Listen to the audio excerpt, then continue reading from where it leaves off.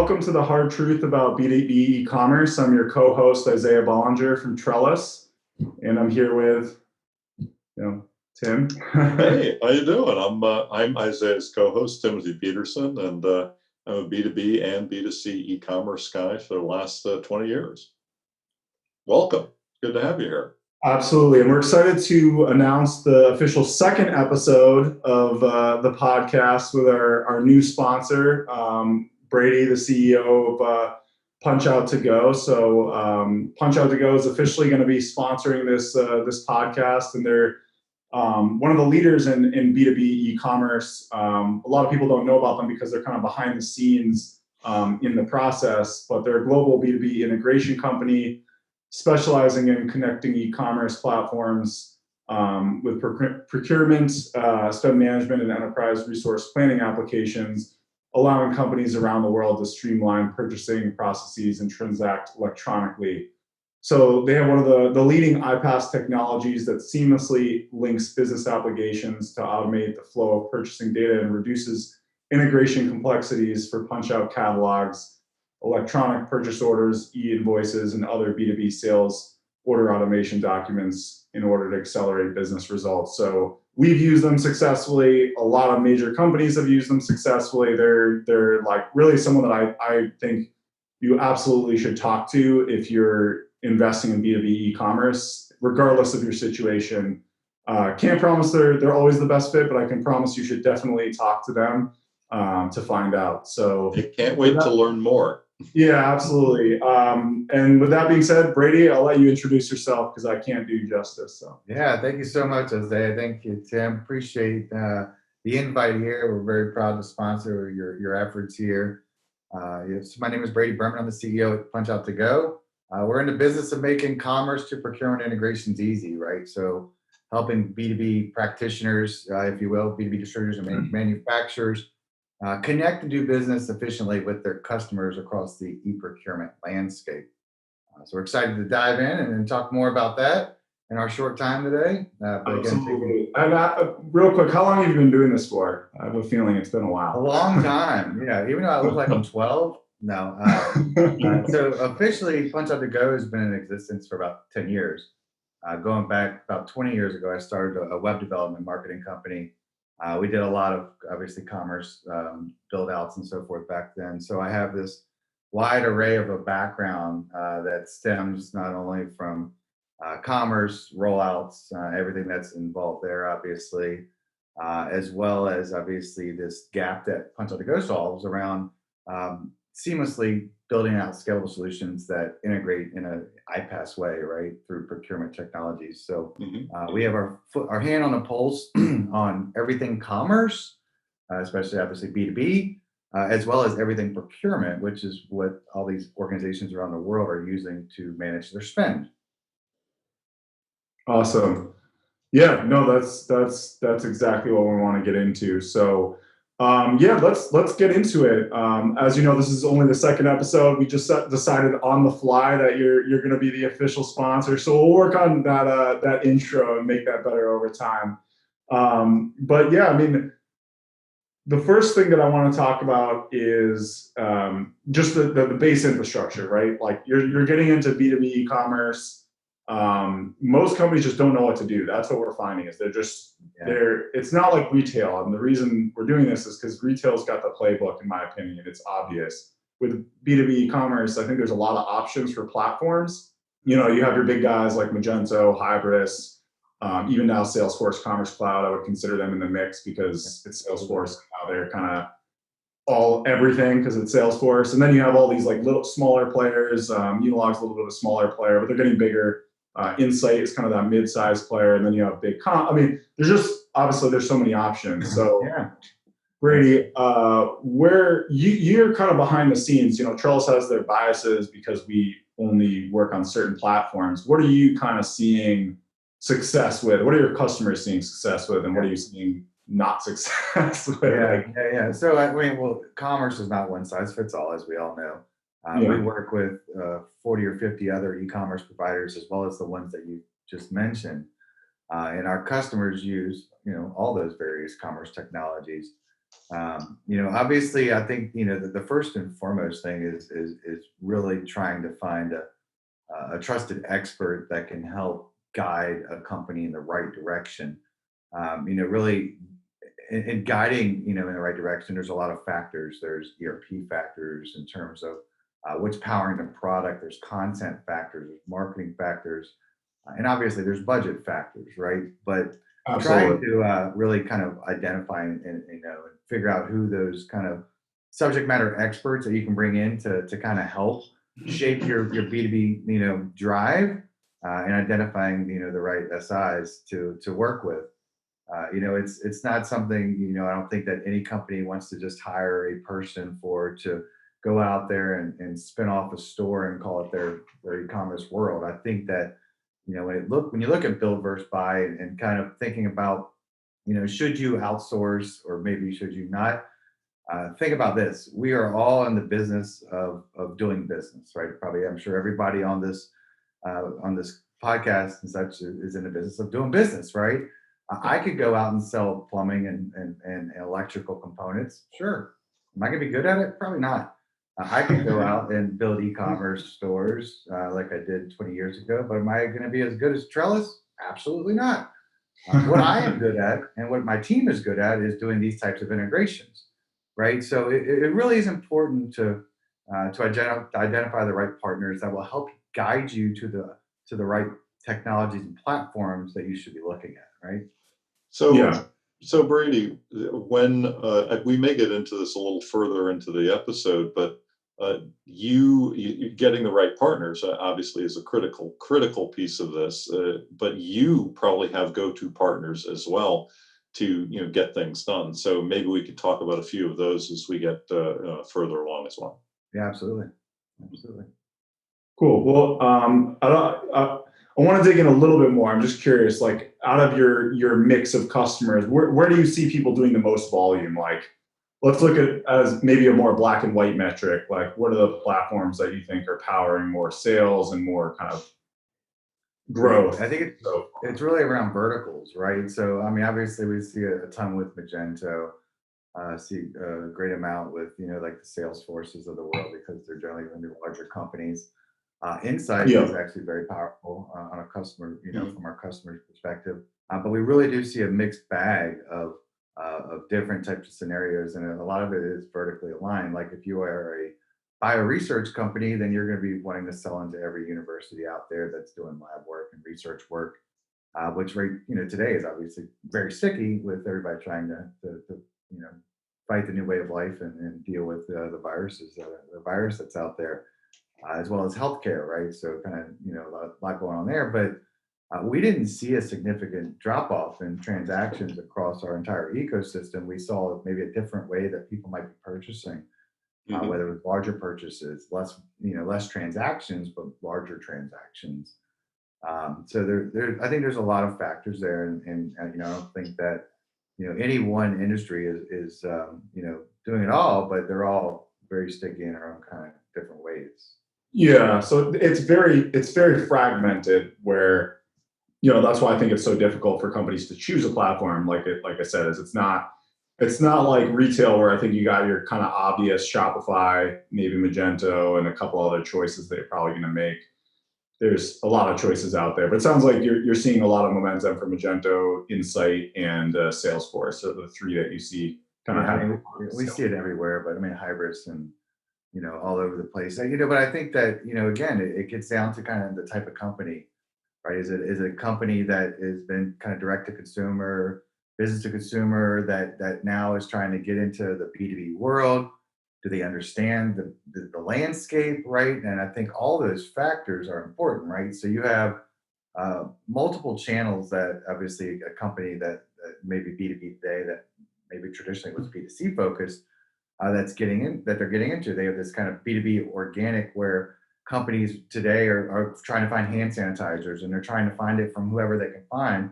And they stumble across this consumer oriented company that now all of a sudden has an influx of B2B business because of that, right? So now they start looking at that B2B business, and now that's B2B organic business. Now they've sold, PunchOut2GO, for instance, a small company that that buys hand sanitizers for all of our team, maybe now they want to form a relationship with PunchOut2GO. So now their e-commerce platform may need to have approvals and so forth. Maybe, as PunchOut2GO is the customer for this particular hand sanitizer company, maybe we require that. Maybe we want to set thresholds for individual users. So now commerce has to have that ability. So now really maybe Shopify is out of the picture. Now maybe BigCommerce is out of the picture. Maybe there's plugins. I don't know. Right. So yeah, that's a really good point. And I've been thinking a lot about that. I think that some of these retail companies are actually, B2C companies are actually really well positioned for B2B to transition into it because they already have the e-commerce down to some degree, and they just kind of need to layer on this B2B, and they might be able to transition to it. So you're right. There's this huge spectrum of things that could be working, and it could be someone kind of expanding on a Shopify or BigCommerce or growing out of it into something else. Yeah. Well, we talk a lot about the consumerization of B2B, right? So I am very firm believer that the B2C companies that have tackled B2B and done it well are so much further ahead than B2B companies that are just trying to do it well, right? So for instance, like a Lowe's, right? Who, you walk in any store, you know the brand very well, right? And look at it's been all over the news. They've been doing so much in B2B. And they're really hitting on all cylinders right now, from B2C to B2B and every type of outfit, if you will, right? So I think it's a very right time for B2C oriented companies to start looking at B2B, and many of these B2C oriented companies may have started to trickle into B2B organically, and now they can go and foster those relationships, right?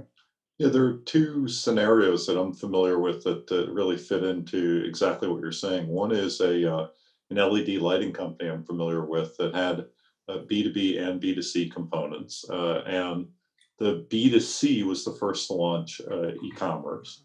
And B2B, they were a little reluctant, but then when they finally learned from the B2C side, things have been going beautifully for them. They've been doing just great work. And then, on the other side, another company, a fashion business that was exclusively B2B, realized that because they owned a factory to make their particular type of knitwear, they could really have a major B2B, commerce business. They slowly listened to the advice of a lot of people and learned how to do that well. And it's been remarkable for them. So two very different successes, but successes nevertheless. It's really great.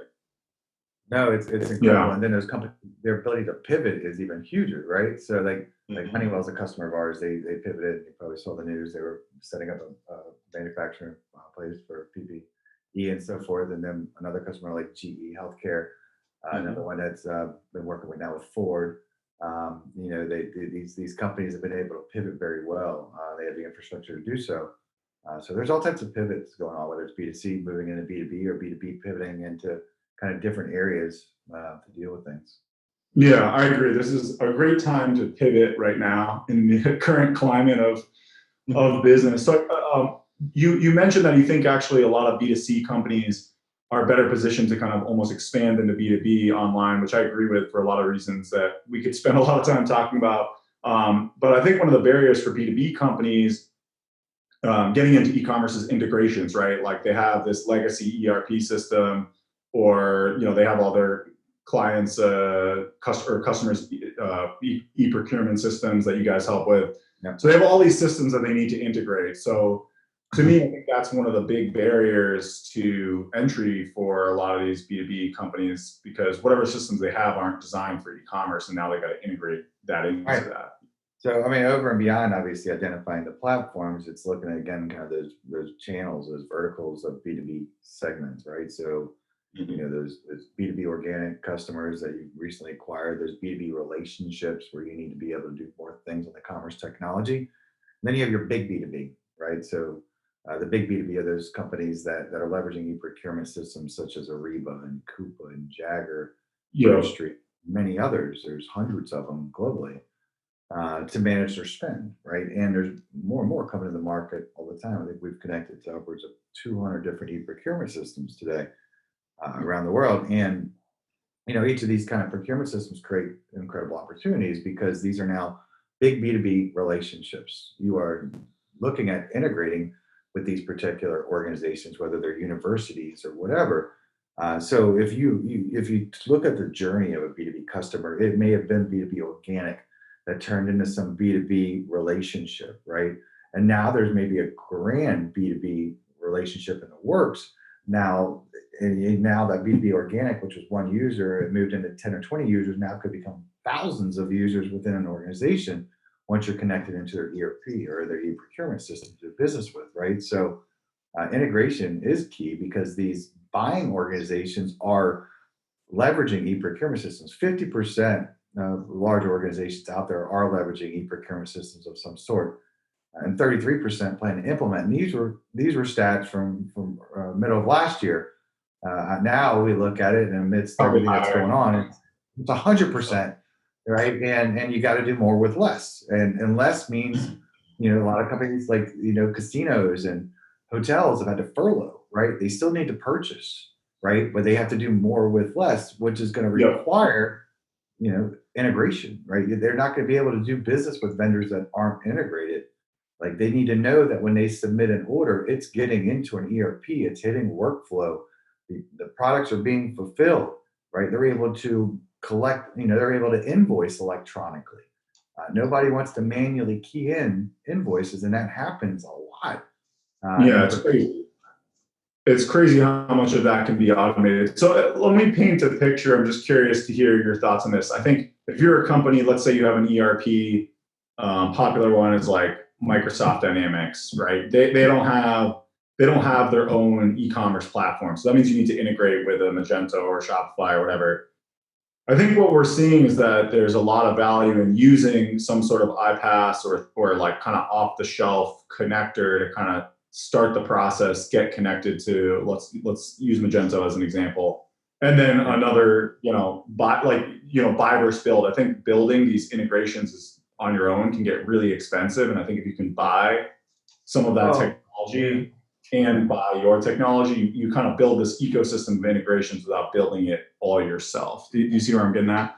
Yeah, and it's, just, I guess, to be clear. So again, PunchOut2GO is in between procurement and commerce, right? So what you're talking about is, I think, also quite involved on the kind of commerce selection and understanding what your internal kind of ERP is, your order management system. Yeah. That needs to connect, right? You have to have that connectivity for pricing, for availability, for automation of those orders, right? So you can have a website and sell products, but if your people are getting emails to go and manually key that into QuickBooks or Dynamics or NetSuite or whatever the case may be, there's ways to automate that, right? So for instance, you're on, so if you're like on Magento and you have NetSuite, then it might be like Sligo or some player out there that exactly, right. My point is, I don't think it makes sense to build a Sligo or build an end channel or not anymore. All these guys that have some pretty sophisticated iPaaS stuff out there, whatever you want to call it. Maybe you have to customize a little bit or work with them to kind of tweak it and make it work for you. But it seems like that's getting more mature, and there's enough good off-the-shelf stuff on that side, and then on your guys' side that you could buy a lot of this stuff and kind of work together to kind of put it all together in a way that works, right? And I think that's across like everything from reviews to your products to syndication efforts. Like there's I remember going back a decade ago, there was a company called GoDataFeed that would help you syndicate all your products, right? They had pre-built connectors for Magento and BigCommerce and Shopify and all that. We still work with them. They're still around. I love them. There's a great, and then you had like the shopping cart migration people that could help, format products from one platform to another. And you probably looked at those people as well. Like there's purpose-built technology out there that absolutely should be leveraged. And generally speaking, it has already built in some flexibility in that to tailor it to meet your needs, right? Because generally speaking, no two ERPs are going to be the same. Nor is kind of two commerce systems. The way they connect might be very much similar, but the data that goes back and forth may need some finesse. And in that finesse, again, there's flexibility built into these iPaaS technologies already. Absolutely. And one of the things that I've talked to clients about is that if you're building things from scratch today, you really have to question why. I mean, that really has become a huge thing. And if 5 years ago, 10 years ago, there was much more that you needed to build. Today, not so much. I mean, if you're building something from scratch, it better be for a really good reason because of the cost and the time involved. And otherwise, look for those partners, look for what's off the shelf, look what you can tweak, as Isaiah was saying. Right? Yeah. And to that point, don't you think that means that the ecosystem, I mean, I think why the reason we've selected certain platforms to focus on is because we're very bullish on the ecosystem.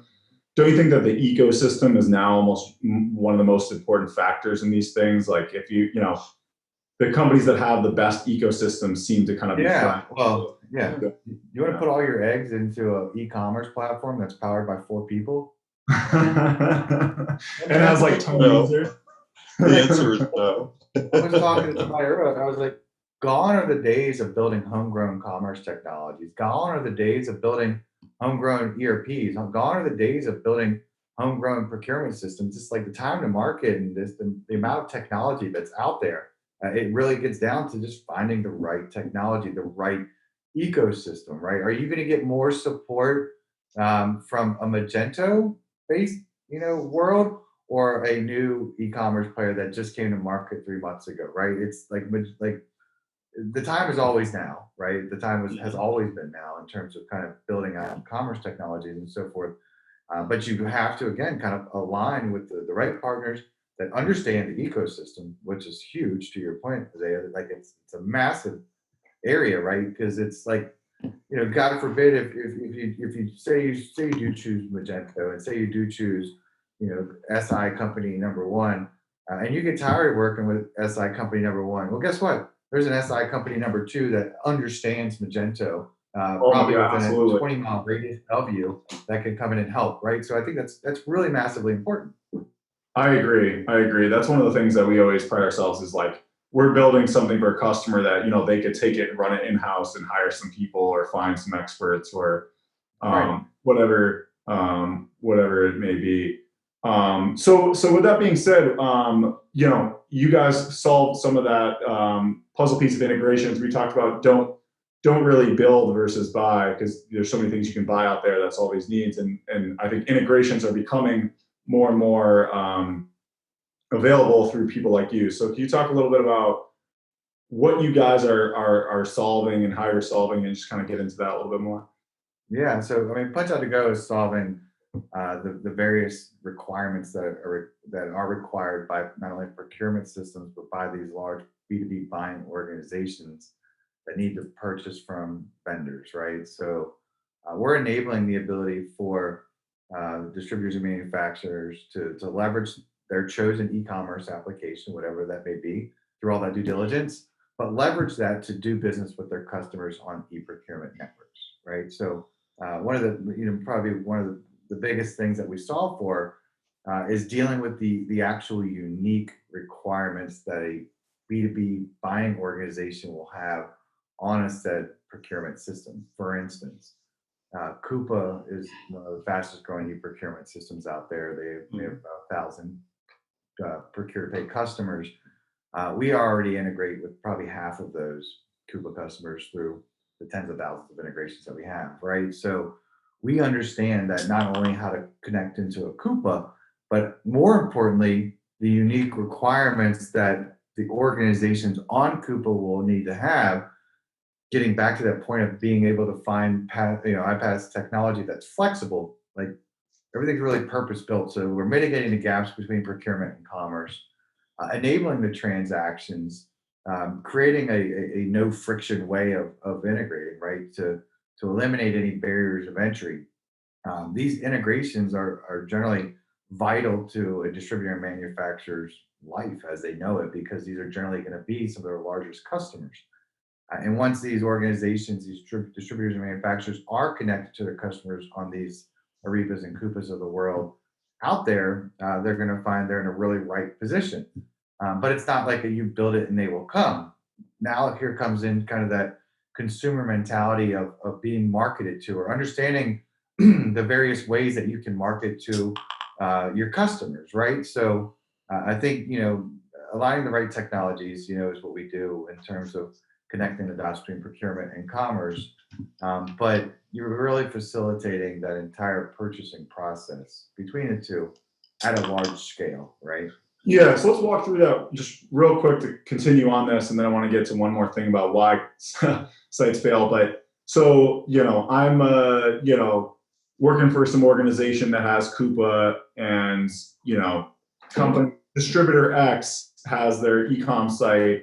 And now with your guys' solution, basically, I can go onto the e-commerce site and make sure that it's all kind of syncing with Coupa, and I'm not kind of like overextending myself and buying more than what the company's allowed me to manage through Coupa. Is that kind of like I'm trying to think of it in simplest, like not basic terms that. I wish there was a simple way. If we could come up with an elevator speech after this podcast, if anybody could send one, it'll be great, because it's a struggle we've had for 10 years. And if it was easy, there'd be more PunchOut2GOs out there, and there's just not. So yeah, well, let's walk through the use case. So I'm guy that works for some company that uses Coupa. I can go on this distributor site now, right? And I can buy with my allowance.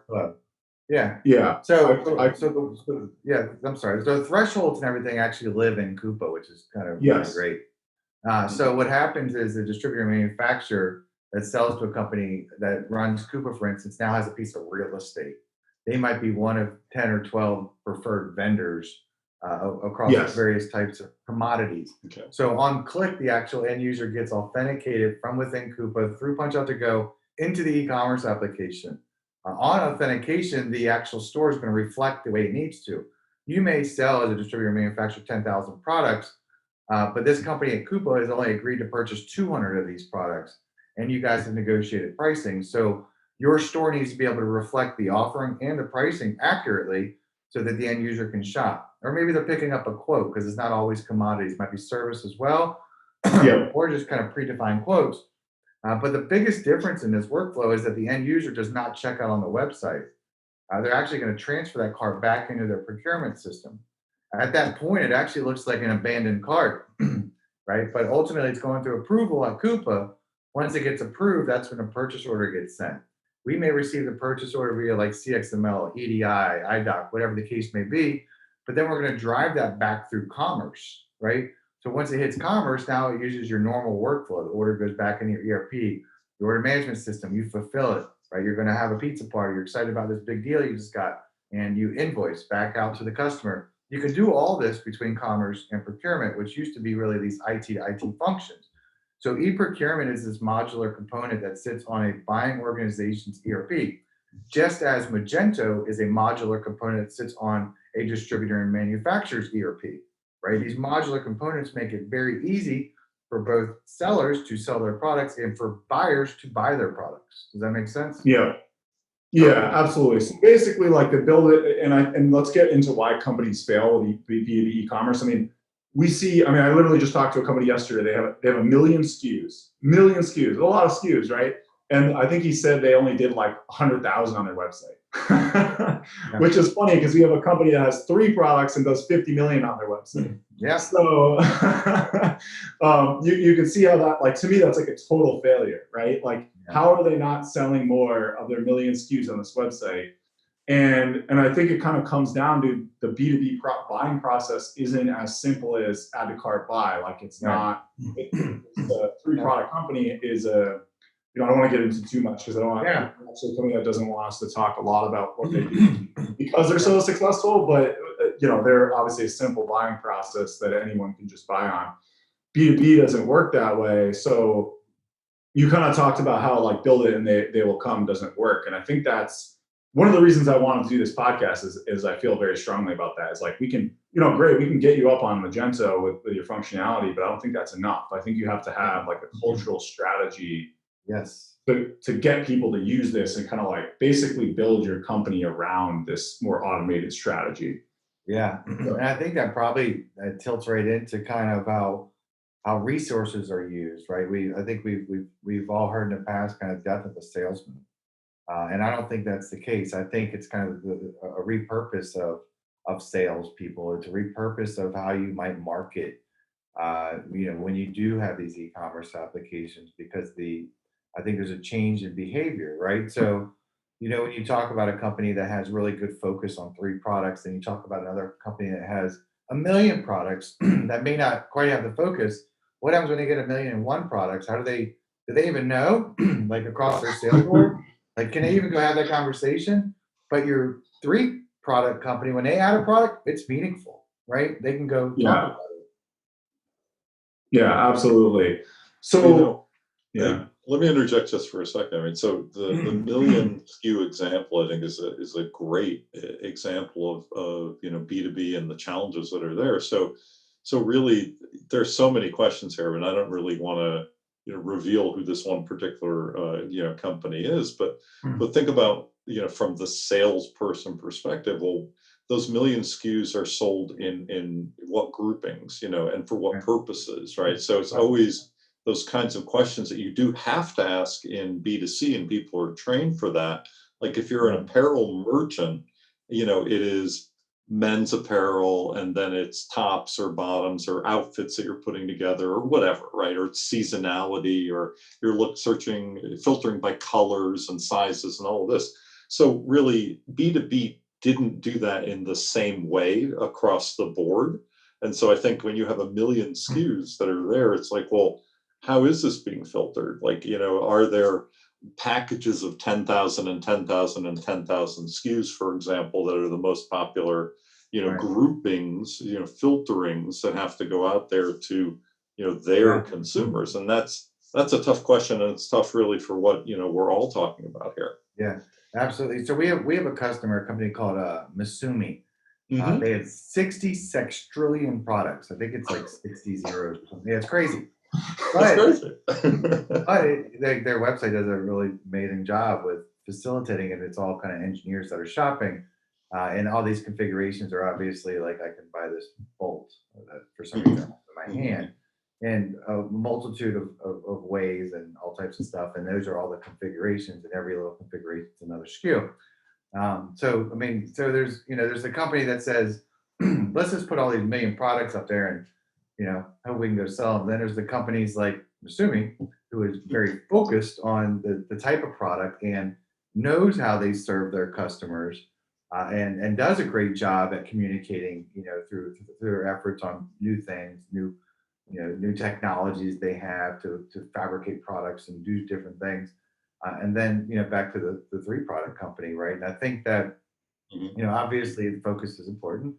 I think that how companies present themselves, and utilize their resources, is a change when they start adopting more commerce, right? They start really trying to understand the various channels, right, and how the most effective ways to communicate within those channels, right? And you guys both have been on the B2C and B2B side of things, and there's great overlap there on how communications happen, but there's also great, I think, differences, right? So, in terms of kind of channel strategies and so forth that companies have, if we look at the averages across e-commerce and a B2B distributor and manufacturer's business, they say that 12 to 15% comes through their website, right? 25% through eProcurement, 35% through van, these big, old school networks. Then you got phone, fax, email, carrier pigeon, smoke signals. All these orders come in all these different manual ways, right? But how each one of these segments facilitates is, I think, a different way of communicating. So when you have them on www, you have the users engaged. You can drive the users directly to your website, right? When you look at now eProcurement, you can keep them engaged, but you can't drive them directly to your website. You have to drive them through their procurement system into your website.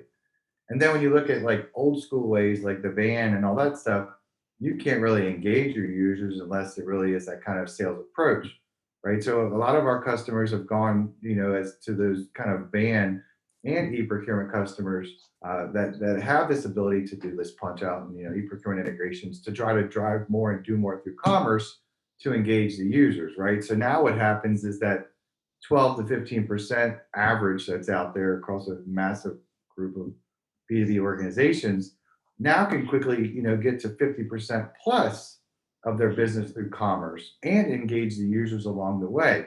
So the traditional way that companies may have sold may have been through a sales rep that knows as this company buys this particular bolt, once a month or every week or whatever the case may be.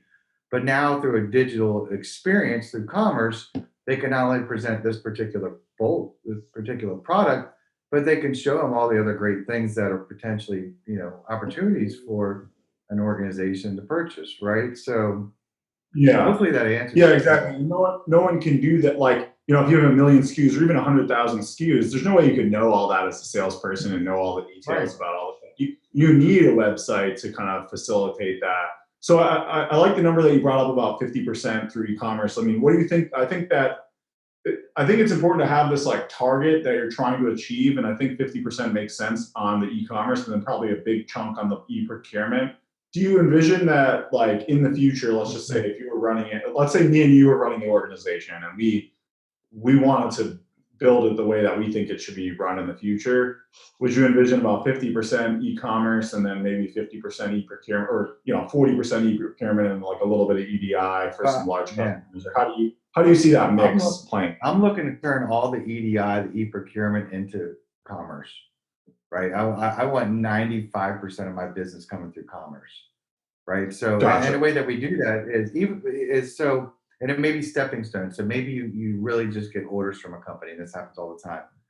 They hold kind of a master set of data of distributor manufacturer data in their internal ERP system. They're sending POs, sending orders, but pushing those back through commerce becomes a commerce activity.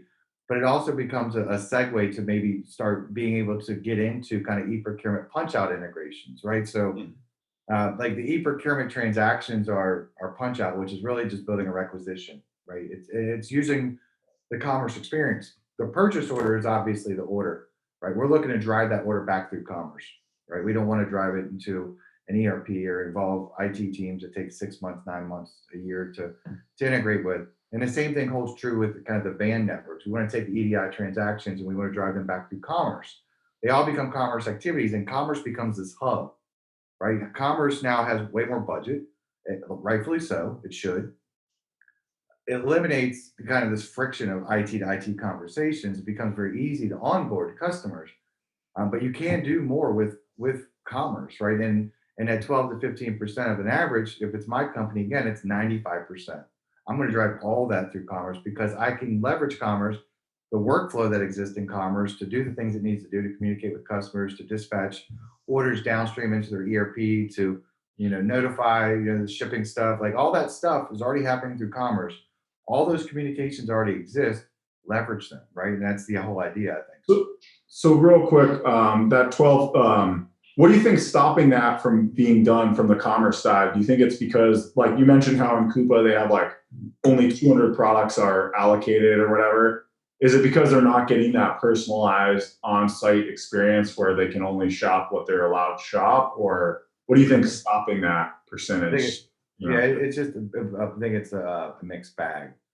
And I think that I think some of that may be because the distributors and manufacturers do not have an e-commerce infrastructure that can support the various requirements that their customers may have, whether they're B2C or B2B or B2B or whatever the case may be, that inhibits their ability to go sell into these organizations.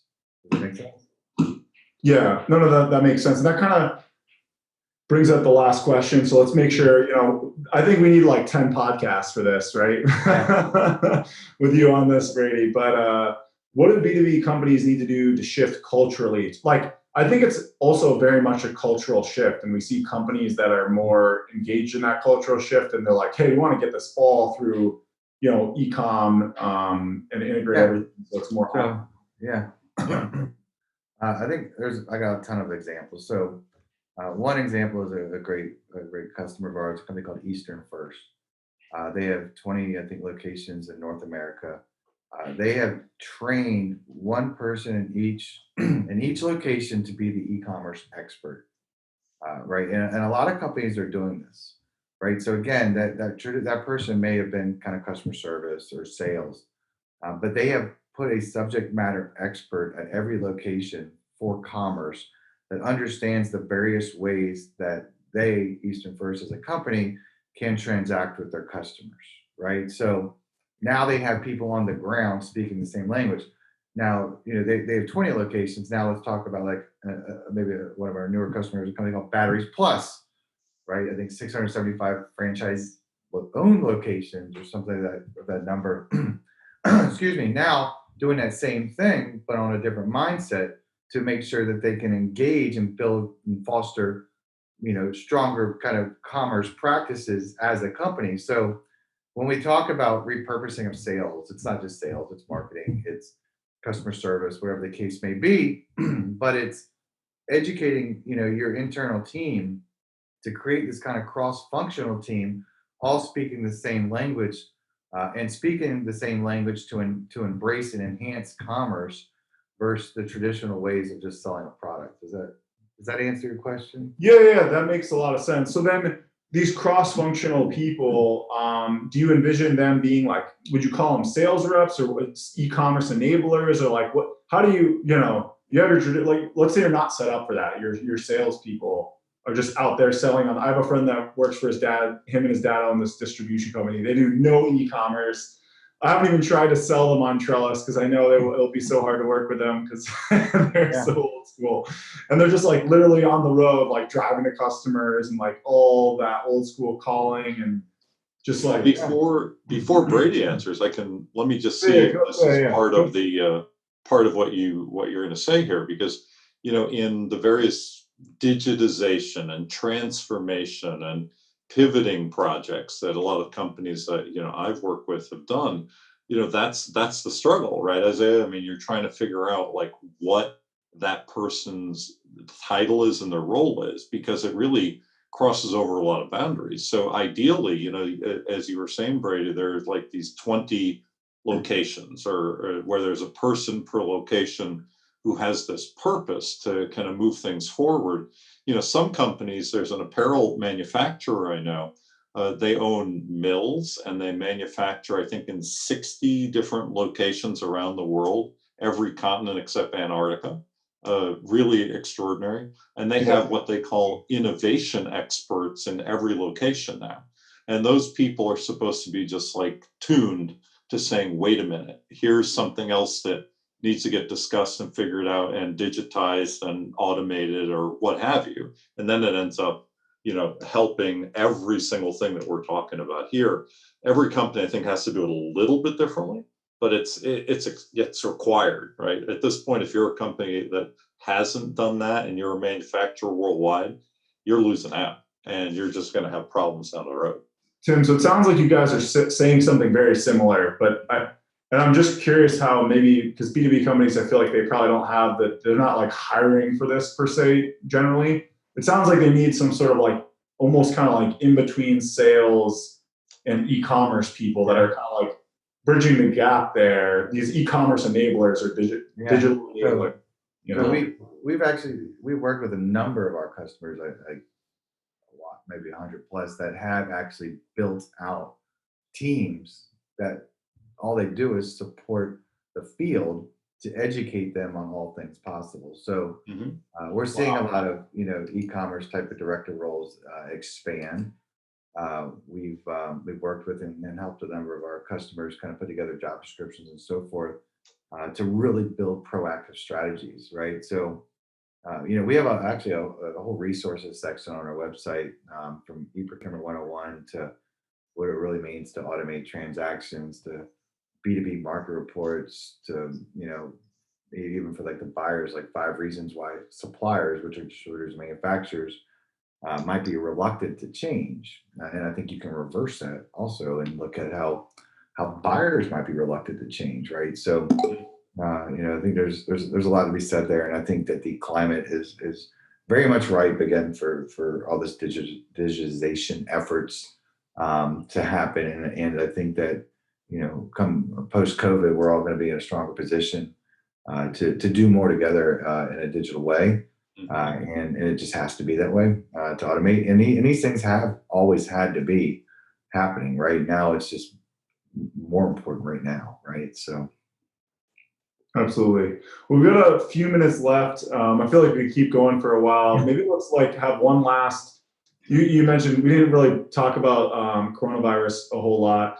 So why don't we all just, kind of touch on that a little bit. Tim, why don't you want to start that, and just what do you think B2B companies can do? Clearly this shift is happening with coronavirus, and I don't think we're just going to go exactly back to normal, in a month or so. I think that, and I've talked, just like all of us, we've been kind of rolling along trying to figure this out as we've been moving. It's a moving target, right? But one of the things I think that we can all agree on is that the automation isn't going away. That there are a lot of different levels of touch that people are no longer going to feel comfortable with. So it's not just the trade show, that was at risk, right? For a lot of people where business was done. It's the door-to-door kind of visits and the one-on-one handshake sort of process that some businesses still really focused on.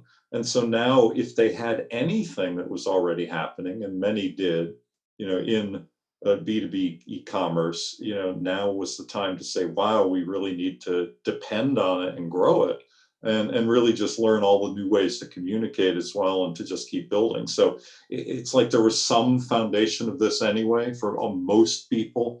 And now it's like the realization in the last 7 weeks, that I've been here in New York, working out of my home, where everyone's like, all right, how do we really make change for, going forward, so that we're not losing ground, but we're also gaining ground, right? So that's where I kind of feel things are.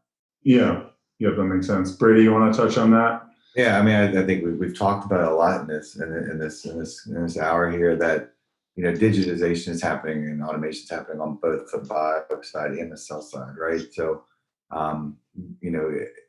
so many of our early stage customers, even customers today, are very much reactive to their customers' needs, right? And reactive puts people in a bad position, because reactive, means that somebody's got to develop something, do something to appease the customer. Where anything that a company, I think, looks at and has had to react to more than once, creates opportunity, right? So those reactions can become proactive strategies in how companies do business, right? If we look at companies 50 years ago, they were writing orders on a piece of paper, right? And then they figured out, then they got cash registers that were halfway cool, right? You could push buttons and all that stuff. And now things, you can scan it. And I mean, look at how technology has evolved over the years and the way that people do business.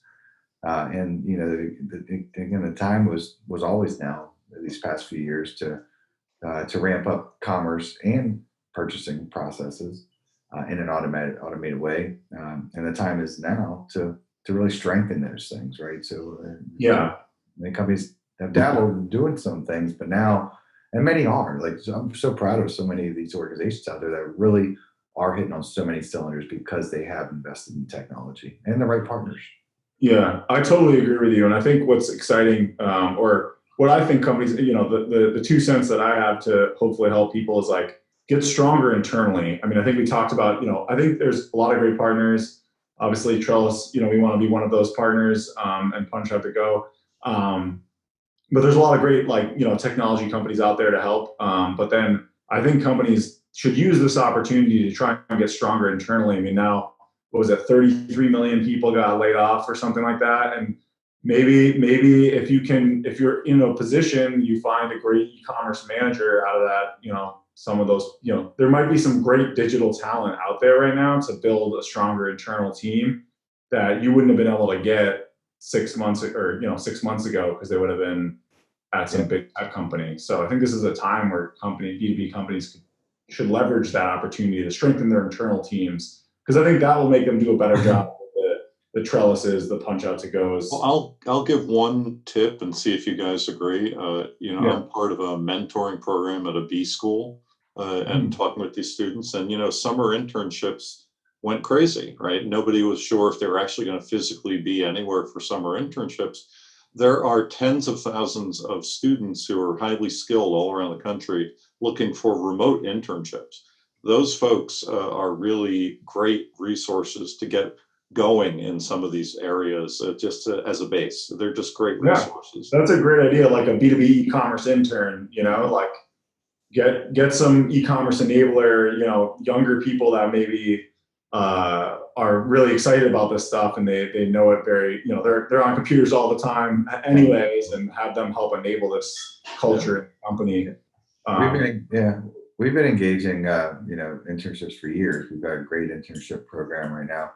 But also to your point, Isaiah, I think there's a plethora of great talent out there from organizations that didn't quite get past, the COVID situation. And so I get approached by many of those often looking for people. We've actually, we've hired, we're a 40-person company. We've hired 6 in the past couple of weeks. Wow.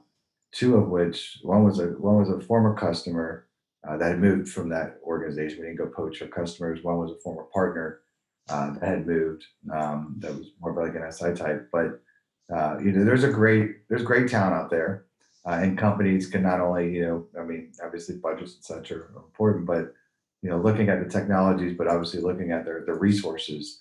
The resources and the technology go hand in hand. So there's a lot to be said for what's out there, both in terms of technology and people. Mm-hmm. Absolutely. Well, we're supposed to wrap up. We're a little over, but I think there's so much to talk about. So we'll definitely have to have you back on. So Brady, just before we go, how can people get a hold of you? Or I'm sure it's not too hard, right? Just Google. Just Google us. Just Google. Google PunchOut2GO, and you will find the website, and then contact them. Well, we always joke that all roads lead to PunchOut2GO because they really do, right? So whether you're looking at Magento, you're going to find PunchOut2GO. If you go look at, Hybris, you're going to find PunchOut2GO. You go look at BigCommerce, you're going to find PunchOut2GO, Shopify, and the list goes on. We're here to support you in your journey. As soon as your road leads to ours, we're here to help you. That's awesome. I think it's funny, actually. I think in a Magento presentation that we were kind of co-pitching with them, you guys were in it. Like, they had put you in it. Yeah. I was like, PunchOut2GO is in like the Magento deck. It was like just their sales deck, and I was like, oh, this is kind of cool. Yeah. How do I get Trellis into their default sales deck? I don't think that'll ever happen. We're very unique, but we're here to drive value to you, Isaiah, your customers, and all of those that we can interact with and help improve the way that they do business. So I really appreciate you both having us on. Appreciate it. It was great to have you as a guest. Really wonderful having you here. Yeah, this was awesome. We're trying to educate people because I think it is the hard truth, and that's the point of the podcast, that there's no easy answer, right? I think that's why there's so much to talk about. I really should work on my camera angles too. I'll work on that. I have the same problem. It's okay. We both have the same problem. I have my separate screen, so I'm kind of going back and forth. We'll work on the intro. We're going to get a better sponsorship intro. We're going to make this all pretty. We got a website coming out for this. It's going to be, actually, we're going to do B2B eCommerce.io. Just because, trying to make it a little modern. That'll be great. The website. And this is exciting. Thanks, everyone. Thank you.